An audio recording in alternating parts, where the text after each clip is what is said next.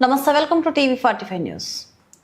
తేదీ 31/10/2025 జాతీయ ఐక్యత దినోత్సవాన్ని పురస్కరించుకొని ప్రకాశం జిల్లా ఎస్పీ గారి ఆదేశాల మేరకు కనిగిరి ఎస్డిపిఓ శ్రీ పి సాయి ఈశ్వర్ యశ్వంత్ గారు, కనిగిరి సిఐ కాజావారి గారు, కనిగిరి ఎస్ఐ టి శ్రీరామ్ గారు, హెచ్ఎంపాడు ఎస్ఐ మాధవరావు, పీసీపల్లి ఎస్ఐ కోటయ్య గారు మరియు సర్కిల్లోని అన్ని పోలీస్ స్టేషన్ల సిబ్బందితో కలిసి కనిగిరి టౌన్ లో 2K ఐక్యత కోసం పరుగు కార్యక్రమాన్ని నిర్వహించారు. సర్దార్ వల్లభాయ్ పటేల్ జయంతిని పురస్కరించుకొని జాతీయ సమైక్యత మరియు ఐక్యత సందేశాన్ని ప్రజలలో ప్రచారం చేయడానికి ఈ కార్యక్రమాన్ని నిర్వహించి అనంతరం ఈ కార్యక్రమంలో పాల్గొన్న వారందరితో దేశ సమైక్యత గురించి వారందరి చేత ప్రతిజ్ఞ చేయించడమైంది.